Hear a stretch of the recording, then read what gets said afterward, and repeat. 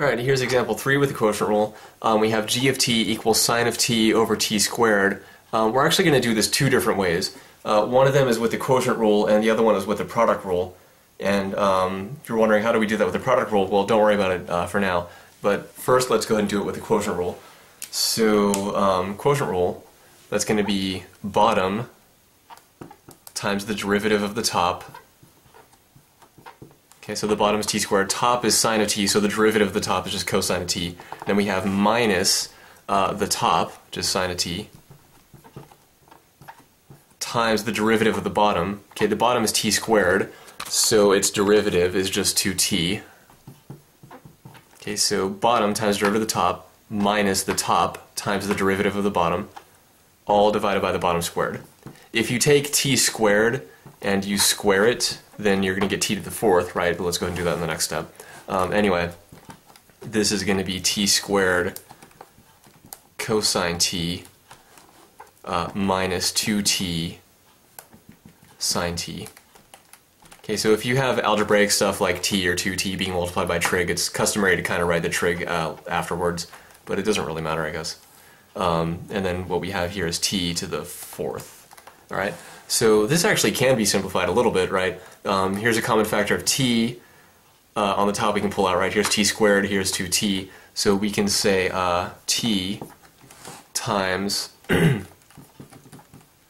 t cosine t minus 2 sine t all over t to the fourth. So this t up here cancels with one of these guys down here, and that fourth becomes a third. So then our final answer would be t cosine t minus 2 sine t all over t cubed. All right, and now we can't simplify, we can't cancel this t with this t cubed because there's no t over here anymore. Right? There is inside the sine of t, but it's stuck inside the sine and we can't pull it out or do anything with it. Okay, so the only other t was up here. We already up here, and we already canceled that. So this can't be simplified anymore. So that's our answer here. That 3 is kind of chubby and hard to see, but that's t cosine t minus 2 sine t over t cubed. So that's what we get with the quotient rule. Let's go ahead and do that with the product rule now.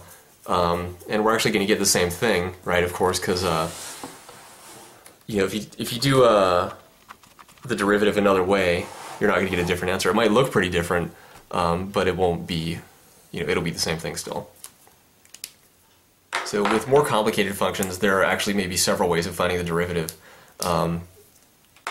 but you're always going to get the same thing if everything goes correctly. So anyway, let's do the product rule now. So before we do that, we have to say, okay, sine of t, or let's g of t equals sine of t over t squared. But this is the same thing as saying sine of t times t to the negative 2, right? So if you're dividing by t squared, that's like multiplying by t to the negative 2. So let's go ahead and do the product rule with this and see what happens. So if we do a product rule, we're going to have g prime to t, kind of running out of room over here, so let's zoom out a little bit, and we'll say this equals derivative of the first times the second, so that's going to be cosine t times t to the negative 2, and then plus the first guy, which is just sine of t, times the derivative of the second guy. What's the derivative of the second guy? Well, t to the negative 2, remember the formula is t to the r. If you take a derivative, that's going to give you rt to the r minus 1. All right, rt to the r minus 1. So in this case, r is negative 2. So what we're going to end up with is minus 2t to the negative 3. Okay, so we bring down the exponent, then we have t raised to the old exponent minus 1. So this marker is fading, so let's go ahead and use a different color. So this equals, basically, we can go ahead and convert back to positive exponents now. So this is cosine t over t squared plus sine t times negative 2t to the negative 3. So let's go ahead and rewrite that so it's easier to see. That's negative 2t to the negative 3, right? That's what that is over there. So plus negative, so that's going to be minus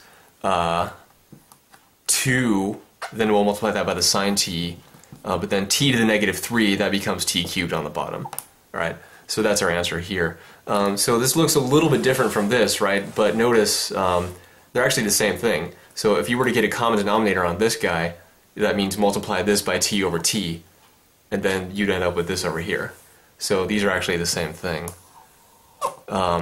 And this seemed a little bit simpler, right? It's just kind of maybe tricky because you got the negative exponents, but you don't want to let those confuse you or anything like that. Just use the power rule when you have exponents like that. So this is two different ways of doing finding a derivative, one with the quotient rule and one with the product rule.